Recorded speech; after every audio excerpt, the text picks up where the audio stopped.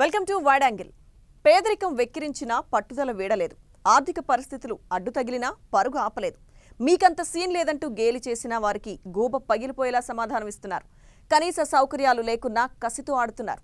పడిలేచిన కెరటాల power ఏంటో చూపిస్తున్నారు. సరిహద్దులు దాటి సత్తా చాటుతున్నారు. ఒలింపిక్స్లో ఆట మాదే వేట మాదే అంటూ శివంగుల్లా దూకుతున్నారు. టోక్యోలో మన త్రివర్ణ పతాకాన్ని ఎగరవేస్తున్నారు.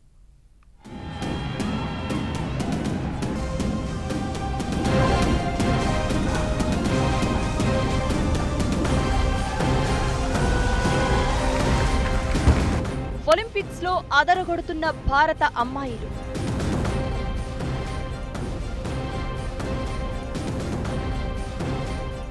సరిహద్దులు దాటి సత్తా చాటుతున్న శివంగులు.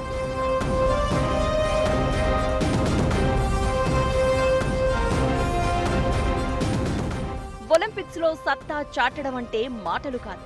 దానికి ఎన్నో ఏళ్ల కృషి, పట్టుదల, ప్రోత్సాహం ఉండాలి.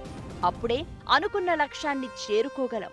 అలాంటి అసాధారణమైన లక్ష్యాలను మన శివంగులు అందుకుంటున్నారు. ఆకాశంలో సగమే కాదు, పతకాల వేటలోనూ మాదే సింహ భాగమని సగర్వంగా చాటుతున్నారు.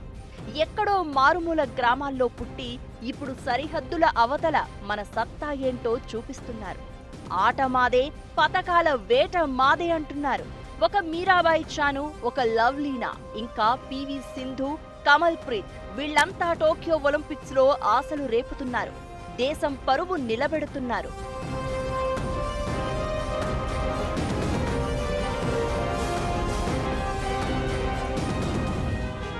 ఇప్పుడు టోక్యో ఒలింపిక్స్ లో సత్తా చాటుతున్న అమ్మాయిలంతా ధనవంతుల కుటుంబాల నుంచి రాలేదు.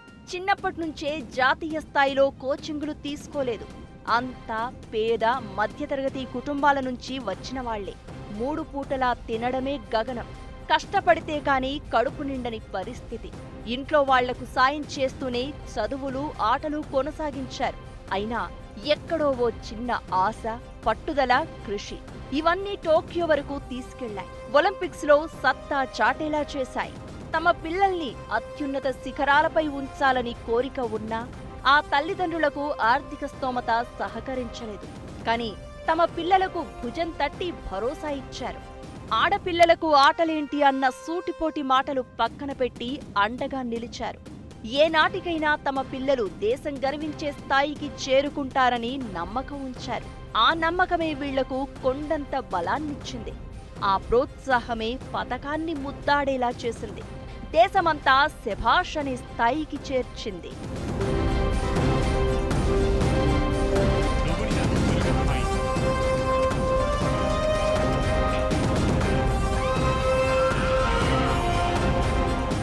మారుమూల గ్రామం నుంచి వీరి ప్రయాణం మొదలైంది. ఎన్నో ఎత్తుపల్లాలు, అడుగడుగునా అవరోధాలు, ఊహించని మలుపులు ఇవన్నీ దాటుకుంటూ సరిహద్దులు దాటారంటే మనస్ఫూర్తిగా ఈ శివంగులకు హ్యాట్స్ ఆఫ్ చెప్పాల్సిందే. అంతర్జాతీయ వేదికలపై ఒత్తిడిని తట్టుకుని కసితో పతకాలు సాధిస్తున్నారంటే వీళ్లకు సెల్యూట్ కొట్టాల్సిందే. ఓ విలేజ్ బ్యాక్గ్రౌండ్ నుంచి వచ్చి అంతర్జాతీయ వేదికలపై రాణించడం అంటే మాటలు కాదు. అక్కడ ప్రెజర్కు తట్టుకుని ప్రత్యర్థిని ఓడించడం అంటే అనుకున్నంత సులభం కాదు. అయినా చిన్నప్పటి నుంచి ఎదురైన ఆటుపోట్లు, అడుగడుగునా తగిలిన ఎదురు దెబ్బల నుంచి నేర్చుకున్న అనుభవం వారికి పనికొచ్చింది. ఒత్తిడిని జయించి పతకం అందుకునేలా చేసింది. అక్కడికి మనము వెళ్ళేటప్పుడు ఒక కర్ణం మల్లేశ్వరి అనే ఉండదు, ఒక మీరాబాయి అని ఉండదు. మన ఇండియా అని ఉంటుంది. ఇండియాకి మనం రిప్రజెంట్ చేస్తున్నాం కాబట్టి చాలా రెస్పాన్సిబిలిటీస్ ఉంటాయి. ఆ తర్వాత మనం చాలా కష్టపడి వచ్చాం కాబట్టి ప్రతి ఒక్కరూ ఏ దేశం నుంచి వచ్చినా సరే ప్రతి ఒక్కరూ మెడల్ కావాలనే వస్తారు. ప్రతి ఒక్కరూ మెడల్ కోసమే ఫైట్ చేస్తారు. కానీ అందరికీ మెడల్ రావు. దానివల్ల కొంచెం ప్రెసెస్ ఉంటాయి. కానీ మన ఎక్స్పీరియన్స్ని బట్టి, మన కాంపిటీషన్ ఎక్స్పోజర్స్ ఏవైతే ఉంటాయో, ఎక్స్పీరియన్సెస్ ఉంటాయో అది నెమ్మదిగా కంట్రోల్ చేయటం, ఆ తర్వాత మనల్ని మనం మెయింటైన్ చేసుకోవటం, అది నార్మల్గా హ్యాబిట్లోకి వస్తుంటాయి. కానీ ఎంత పెద్ద కాంపిటీషన్ అయినా, ఎంత చిన్న కాంపిటీషన్ అయినా చిన్న చిన్న ప్రెషర్స్ ఉంటాయి. ఇప్పుడు టోక్యోలో జరుగుతున్న ఒలింపిక్స్లోనే కాదు, ఒలింపిక్స్ గత చరిత్ర తీసినా అందులో అమ్మాయిల పాత్ర ఎక్కువే ఉంది. గత 2000 సంవత్సరం నుంచి ఒలింపిక్స్ లో భారత్కు 15 మెడల్స్ వచ్చాయి. అందులో 7 పతకాలు సాధించింది అమ్మాయిలే. 2000 సంవత్సరంలో జరిగిన సిడ్నీ ఒలింపిక్స్ లో వెయిట్ లిఫ్టింగ్ లో భారత్ కు కాంస్య పథకం అందించారు కరణం మల్లీశ్వరి. శ్రీకాకుళం జిల్లాకు చెందిన కరణం మల్లీశ్వరి ఎలాంటి బ్యాక్గ్రౌండ్ లేకపోయినా కృషి, పట్టుదలతో 20 ఏళ్ల కిందటే ఒలింపిక్స్ లో చరిత్ర సృష్టించారు. ఇప్పటి వరకు ఒలింపిక్స్ లో భారత్ మొత్తం 30 పతకాలను గెలుచుకుంది. అందులో పురుషులతో పోటీ పడి మరీ మహిళలు సత్తా చాటారు. ఈ జాబితాలో కరణం మల్లీశ్వరితో పాటు మేరీ కోమ్, సైనా నెహ్వాల్, పివి సింధు, సాక్షి మాలిక్, ఇప్పుడు మీరాబాయి చాను లాంటి శివంగులు ఉన్నారు. దేశంలో మహిళల క్రీడల విషయంలో ఎన్నో సవాళ్లు ఉన్నా వాటన్నింటినీ దాటుకుని అంతర్జాతీయ వేదికలపై విజయ పతాకం ఎగురవేశారు.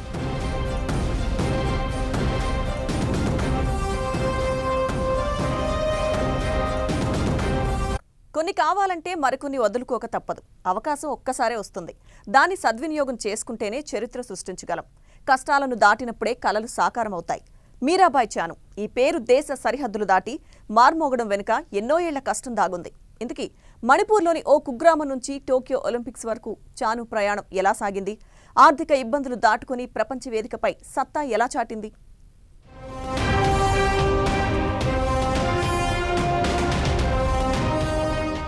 ఇంపాలకు 200 కిలోమీటర్ల దూరంలో ఓ కుగ్రామం. ఆశయానికి అడ్డుగా మారిన ఆర్థిక పరిస్థితులు. ట్రైనింగ్ కోసం రోజు 20 కిలోమీటర్ల ప్రయాణం. వెదురు కర్రల సాయంతోనే వెయిట్ లిఫ్టింగ్. 11 ఏళ్ల వయసులోనే చాను అండర్ 15 ఛాంపియన్. మీరాబాయి చాను మట్టిలో పుట్టిన మాణిక్యం, దేశానికే ఓ మణిపూస. టోక్యో ఒలింపిక్స్ లో భారత్ తరపున తొలి పతకం సాధించి మన సత్తా ఏంటో ప్రపంచానికి చాటింది.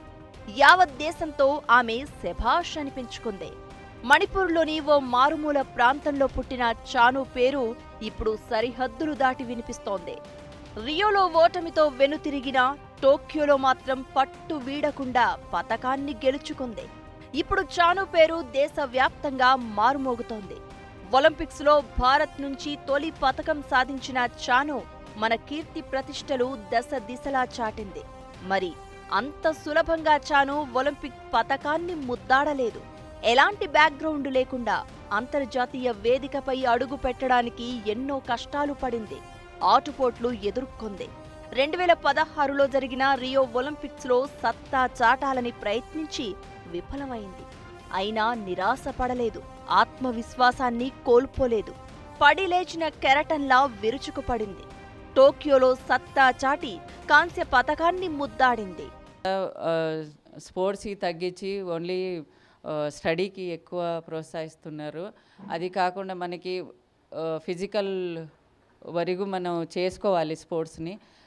అందరూ పేరెంట్స్ ఎంకరేజ్ చేయాలి స్పోర్ట్స్ మ్యాన్ అవ్వడానికి వాళ్ళ పిల్లల్ని ఎంకరేజ్. ఇప్పుడు అందరూ లైవ్ చూస్తూనే ఉంటారు, ఇంత పెద్ద పెద్ద ఈవెంట్ అవుతుంటుంది.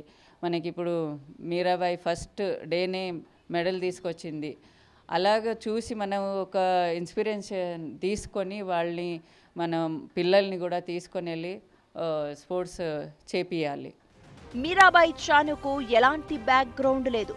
మణిపూర్లోని ఓ చిన్న కుగ్రామంలో పుట్టింది. రాష్ట్ర రాజధాని ఇంపాలకు ఆమె గ్రామం దాదాపు 200 కిలోమీటర్ల దూరంలో ఉంటుంది. మీరాబాయి తల్లిదండ్రులకు 6 పిల్లలు. వీరిలో అందరికంటే చిన్న మీరాబాయిని.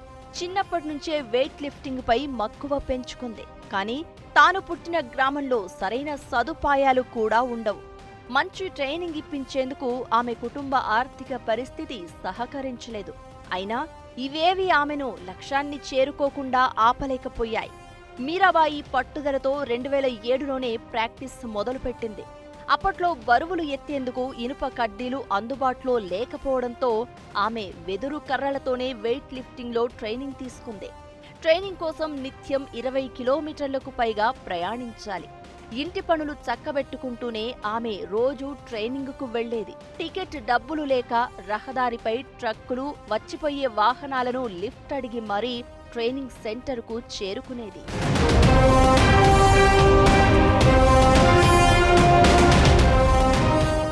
వెయిట్ లిఫ్టింగ్ క్రీడాకారులు బలవర్ధక ఆహారం తీసుకోవాలి.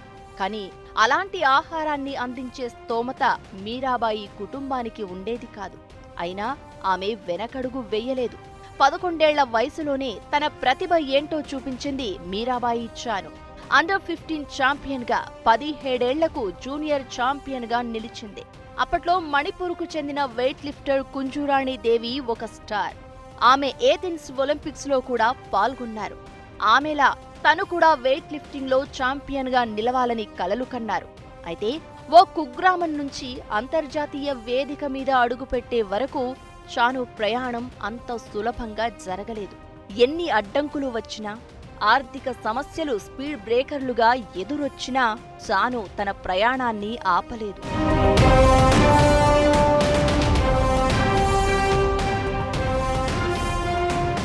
మీరాబాయి చాను చిన్నతనం నుంచి కుటుంబం కోసం ఎంత కష్టపడిందో తన కల నెరవేర్చుకునేందుకు అంతే కష్టపడింది. వెయిట్ లిఫ్టింగ్ శిక్షణలోనే ఎక్కువ సమయం గడిపేది. 2011లో జూనియర్ కేటగిరీలో తొలిసారి నేషనల్ మెడల్ గెలిచింది. ఆ తర్వాత 2014లో జరిగిన కామన్వెల్త్ గేమ్స్లో తొలిసారి అంతర్జాతీయ వేదికగా తన సత్తా చాటింది. తొలిసారి 48 కేజీల విభాగంలో సిల్వర్ మెడల్ సాధించి రికార్డు సృష్టించింది.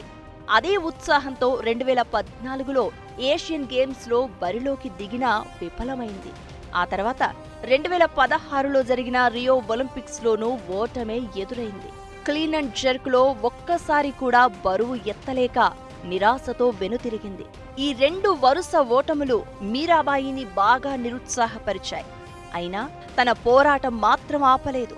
2017 వరల్డ్ వెయిట్ లిఫ్టింగ్ ఛాంపియన్షిప్లో తన బరువుకు 4 ఎక్కువ బరువు అంటే అక్షరాల 194 కేజీల బరువును ఎత్తి ఆమె స్వర్ణ పతకాన్ని కైవసం చేసుకున్నారు. గత 22 వరల్డ్ వెయిట్ లిఫ్టింగ్ ఛాంపియన్షిప్లో తొలి స్వర్ణం గెలుచుకున్న ఇండియన్ మీరాబాయే కావడం విశేషం.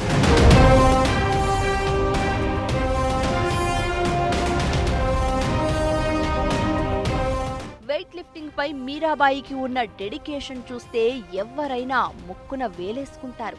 తన 48 కేజీల బరువును పెరగకుండా చూసుకునేందుకు మీరాబాయి సరిగా భోజనం చేసేది కాదు. వెయిట్ లిఫ్టింగ్ పోటీలతో సొంత అక్క వివాహానికి కూడా వెళ్లలేకపోయింది. వ్యక్తిగత జీవితాన్నంతా తన కలను సాకారం చేసుకునేందుకే కేటాయించింది. టోక్యో ఒలింపిక్స్లో గెలిచి పతకం అందుకుంటున్నప్పుడు ఆమె కళ్లలో ఆ కష్టమంతా కనిపించింది. 49 కేజీల విభాగంలో చాను రజత పతకాన్ని అందుకోవడం చూసి ఆమె తల్లిదండ్రులు ఆనందంతో ఉప్పొంగిపోయారు. ఆమె తల్లిదండ్రులే కాదు, యావత్ దేశం గర్వంతో తలెత్తుకుంది. ఇప్పుడు మీరాబాయి చాను పేరు దేశవ్యాప్తంగా మార్మోగిపోతోంది.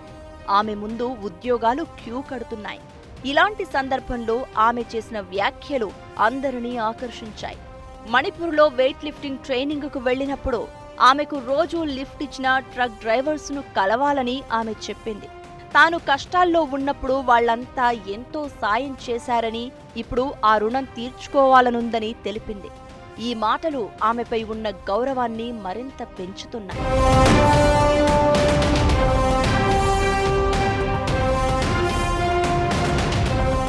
మొత్తంగా వెయిట్ లిఫ్టింగ్లో అత్యున్నత శిఖరాలు అందుకోవాలని కలలుగంటున్న పిల్లలకు మీరాబాయి ఓ స్ఫూర్తి కెరటంలా నిలుస్తోంది. భారత్కు మరో మెడల్ కన్ఫర్మ్ చేసిన బాక్సర్ లవ్లీనా బోర్గోహైన్. ఒలింపిక్ రింగ్లో ప్రత్యర్థిపై పంచుల వర్షం కురిపించిన ఈ 23 ఏళ్ల శివంగి ఇప్పుడు ఫేమస్ పర్సనాలిటీగా మారింది. దిగ్గజ బాక్సర్ మహమ్మద్ అలీ స్ఫూర్తితో బాక్సింగ్లోకి అడుగుపెట్టిన లవ్లీనా కెరీర్ అంత సులభంగా సాగలేదు. అడుగడుగునా ఆటుపోట్లు ఎదుర్కొని ఎత్తుపల్లాలు దాటుకుని టోక్యో వరకు వెళ్ళింది.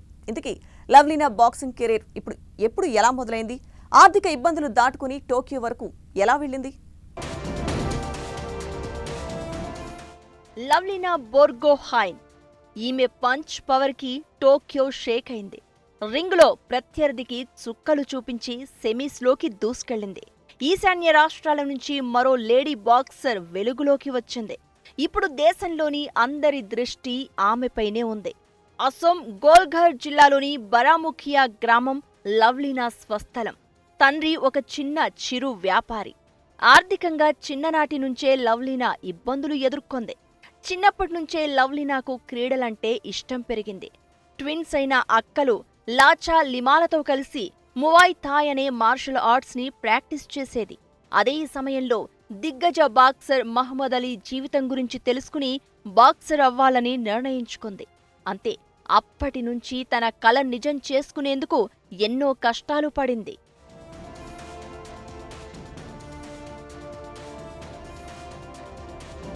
కెరియర్ ఆరంభంలో మువాయ్ థాయ్ నేర్చుకున్న లవ్లీనా ఆ తర్వాత బాక్సింగ్ వైపు మళ్లింది. లవ్లీనా హైస్కూల్లో ఉన్నప్పుడు స్పోర్ట్స్ అథారిటీ ట్రయల్స్లో పాల్గొనడంతో అంతా ఆమె ప్రతిభను గుర్తించారు. ముఖ్యంగా ఆమె ఆట తీరు ప్రముఖ కోచ్ పదుం బోరోను ఆకర్షించింది. దీంతో 2012 నుంచి ఆమెకు బాక్సింగ్లో శిక్షణ ఇవ్వడం ప్రారంభించారు. అలా 5 ఏళ్లలోని ఆసియా బాక్సింగ్ ఛాంపియన్షిప్లో కాంస్య పతకం సాధించే స్థాయికి ఆమె వెళ్లారు. ఆ తర్వాత ఆమెకు చీఫ్ మహిళా కోచ్ శివసింగ్ శిక్షణ ఇచ్చారు. 2018, 2019 వరల్డ్ ఛాంపియన్షిప్స్లో కాంస్య పతకాలతో లవ్లీనా ప్రత్యేక గుర్తింపు తెచ్చుకుంది. ప్రాక్టీస్ సమయంలో లవ్లీనా కొన్ని ఇబ్బందులు ఎదుర్కొంది. 69 కేజీల విభాగంలో బాక్సింగ్ ప్రాక్టీస్ చేసే మహిళలు మన దేశంలో చాలా తక్కువ. దీంతో వేరే కేటగిరీల్లోని మహిళా బాక్సర్లతో లవ్లీనా పోటీ పడేది.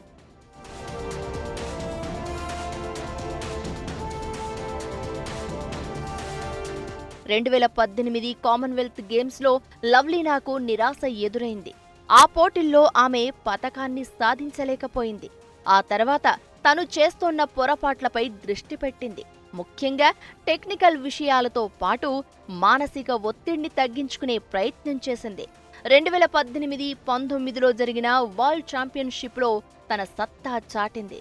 2020 మార్చిలో జరిగిన ఆసియా అండ్ ఓషివియా బాక్సింగ్ ఒలింపిక్ అర్హత టోర్నమెంటులో గెలిచి టోక్యో ఒలింపిక్స్ 2020లో లవ్లీనా బెర్త్ ఖరారు చేసుకుంది. అయితే టోక్యో ఒలింపిక్స్ కు ముందు ఎన్నో సమస్యలు ఆమెను ఇబ్బంది పెట్టాయి. సరిగ్గా ఒలింపిక్స్ కి కొన్ని నెలల ముందు శిక్షణలో లవ్లీనా బిజీగా ఉన్న సమయంలో ఆమె తల్లికి కిడ్నీ మార్పిడి చికిత్స జరిగింది. ఆ సమయంలో లవ్లీనా తల్లి పక్కనే ఉండాల్సి వచ్చింది. అదే సమయంలో లవ్లీనాకు కరోనా పాజిటివ్ వచ్చింది. దీంతో ఒలింపిక్స్ లో అర్హత సాధించిన 16 మంది బాక్సర్లకు శామ్ కేటాయించిన 56 రోజుల యూరప్ శిక్షణ టూర్కు ఆమె వెళ్లలేకపోయింది. ప్రాక్టీస్ చేసేందుకు బాడీ సహకరించలేదు. అయినా ఏమాత్రం కుంగిపోలేదు. మెడిటేషన్ చేసి మనసును ప్రశాంతంగా ఉంచుకుని త్వరగానే కరోనా నుంచి కోలుకుంది. మళ్లీ ట్రైనింగ్ మొదలుపెట్టింది. ఎలాంటి అంచనాలు లేకుండా బరిలోకి దిగి ప్రత్యర్థిపై పంచుల వర్షం కురిపించి క్వార్టర్స్ వరకు చేరింది. దేశానికి మరో పతకం ఖాయం చేసింది.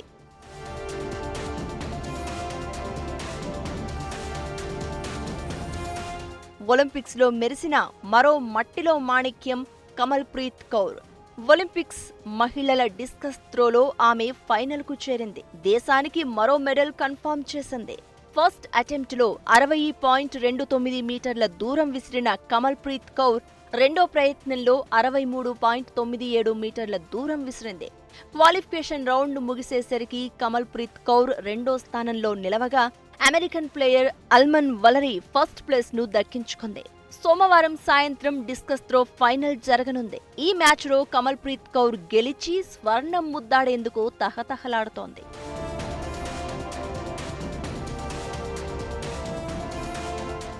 ఉత్కంఠభరిత మ్యాచ్లో భారత షట్లర్ పివి సింధుకు నిరాశ ఎదురైంది.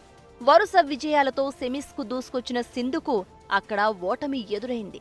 తైజుయింగ్ చేతిలో ఓడిపోయింది. వరుస గేమ్లలో సింధుపై ఒత్తిడి పెంచిన తైజు 21-18, 21-12 తేడాతో ఆమెను ఓడించింది. ఈసారి బ్యాడ్మింటన్లో సింధు స్వర్ణం తీసుకొస్తుందని అభిమానులంతా ఎన్నో ఆశలు పెట్టుకున్నారు. సింధు కూడా అంతే కష్టపడింది. కానీ సెమీస్లోనే వెనుతిరగాల్సి వచ్చింది.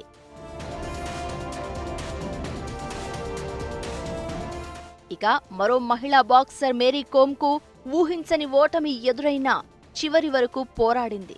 6 సార్లు ప్రపంచ ఛాంపియన్ అయిన మేరీ కోమ్ టోక్యో ఒలింపిక్స్లో కొలంబియా ప్రత్యర్థిపై న్యాయ నిర్ణేతల విభజన నిర్ణయంతో అనూహ్యంగా ఓడిపోయారు.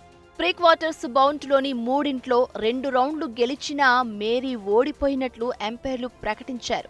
ఈ నిర్ణయం షాక్కి గురి చేసింది. కానీ దేశం మాత్రం మేరీకోమ్ వెంటే నిలిచింది. అసలు టోక్యోలో ఆమె అడుగు పెట్టినప్పుడే గెలిచారని, పతకాలతో తమకు పని లేదని అంటోంది. రింగ్లో ఆమె ఆట తీరు చూసిన వాళ్ళెవ్వరికైనా గెలిచింది మేరీకోమ్ అని క్లియర్గా అర్థమవుతుందని క్రీడా ప్రేమికులు అంటున్నారు. యు ఆర్ ది లెజెండ్ అంటూ ప్రశంసల వర్షం కురిపిస్తున్నారు. టోక్యో ఒలింపిక్స్ లో రాణిస్తున్న మహిళా క్రీడాకారులంతా ఎలాంటి బ్యాక్గ్రౌండ్ లేని వారే, పేద మధ్యతరగతి కుటుంబాల నుంచి వచ్చిన వారే, మారుమూల గ్రామాల నుంచి వచ్చి అంతర్జాతీయ వేదికలపై సత్తా చాటుతున్నారు. మరి ఇలాంటి మట్టిలో మాణిక్యాలు ఇంకెంతమంది ఉన్నారు? వారిని వెలుగులోకి తీసుకురావాలంటే ఏం చేయాలి?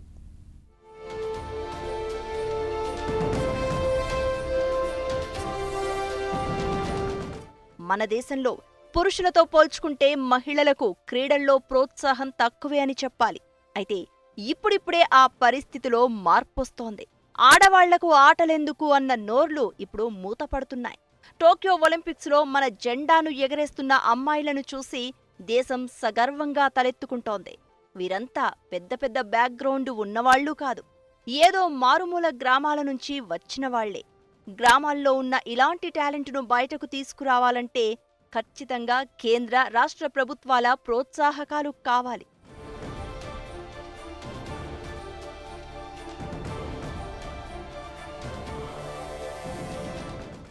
ఇప్పుడు మీరాబాయి చాను లాంటి క్రీడాకారులు పతకాలు గెలవగానే దేశవ్యాప్తంగా వాళ్లను ప్రశంసలతో ముంచెత్తుతున్నారు. ప్రభుత్వాలు పోటీపడి మరీ వాళ్లకు ఇళ్ళు, ఉద్యోగాలు ఇస్తామని వరుస ప్రకటనలు చేస్తున్నాయి. కానీ టోక్యో ఒలింపిక్స్ మీద అడుగు పెట్టే వరకు వీళ్లను ఎవ్వరూ పెద్దగా పట్టించుకోలేదు. పతకాలు గెలవాలన్న కసి ఉన్నా ఎలాంటి సదుపాయాలు లేక ఎన్నో అవస్థలు పడ్డారు. మరి అప్పుడే వీళ్లకు అన్ని సౌకర్యాలు ఏర్పాటు చేసుంటే ఇలాంటి పతకాలు ఇంకెన్నో వచ్చుండేవి. ప్రభుత్వం కూడా చాలా సపోర్ట్ చేయాలండి. ఎందుకంటే ఇప్పుడు అన్నీ కాస్ట్లీ ఉంటాయి. ఏదైనా కానీ ఫుడ్ సప్లిమెంట్ కానీ, స్పోర్ట్స్ కిట్ కానీ, అన్నీ కానీ అది బేర్ చేయలేకపోతారు. అందరూ రిచ్ పీపుల్ ఉండరు, పువర్ ఉంటారు. వాళ్ళకి కొంతమంది అలా కూడా వదిలేస్తున్నారు. మనకి సపోర్ట్ లేదు, మనం ఇంత డబ్బు ఎక్కడ ఖర్చు పెడతాము అని చెప్పేసి మన దగ్గర అవ్వట్లేదని వదిలేస్తున్నారు. అలా కాకుండా అడిగినప్పుడు ప్రభుత్వం సాయం చేస్తే డెఫినెట్గా మనకి స్పోర్ట్స్ ముందు వస్తుంది. దేశంలో మరీ ముఖ్యంగా గ్రామీణ ప్రాంతాల్లో క్రీడాకారులను ప్రభుత్వాలు ప్రోత్సహించాలి. మట్టిలో మాణిక్యాలను వెలికి తీయాలి. అప్పుడు ఒకటో రెండో పతకాల కోసం మనం వేచి చూడాల్సిన అవసరం ఉండదు. ఇది ఇవాల్టి wide angle. Keep watching 10 TV. జనం కోసం, నిజం కోసం.